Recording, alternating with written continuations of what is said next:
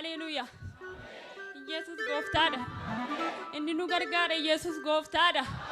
Isti al tokko indeef cibcabaadhaan Waaqayyoon hin galateeffan. Hallelujah.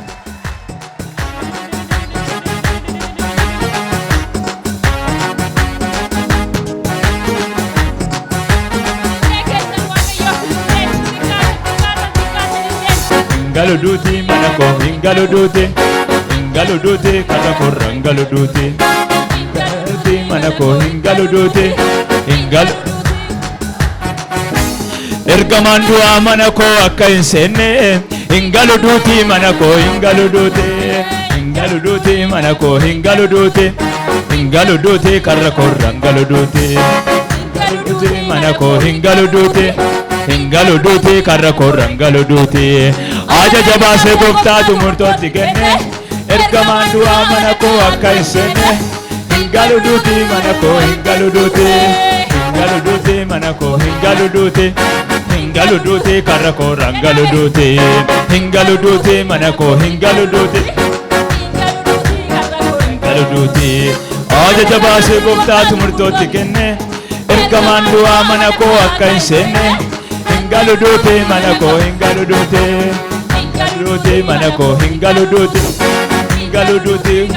hingaluduti hingaluduti manako hingaluduti hingaluduti katakorra hingaluduti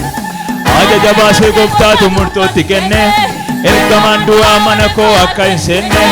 hingaluduti manako hingaluduti hingaluduti manako hingaluduti hingaluduti katakorra hingaluduti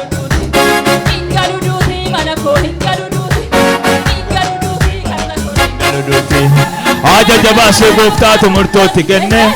ergamaan du'a manako akka hin seenne hingaluduti manako hingaluduti hingaluduti hingaluduti murtootti kenne ergamaan du'a manako akka hin seenne hingaluduti manako hingaluduti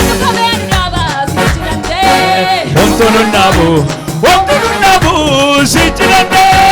Waaqayyoon taasiseera gini sannaane Homtuun naabu Sichirande Jaalaganya bal'atee nu keessa yaade Homtuun naabu Sichirande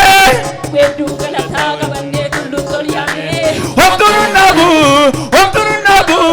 Sichirande Homtuun naabu nuni kaasichirande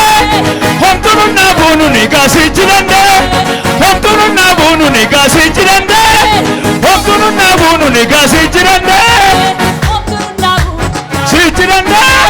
Homtuun naabu nuni kaasichirande Homtuun naabu Sichirande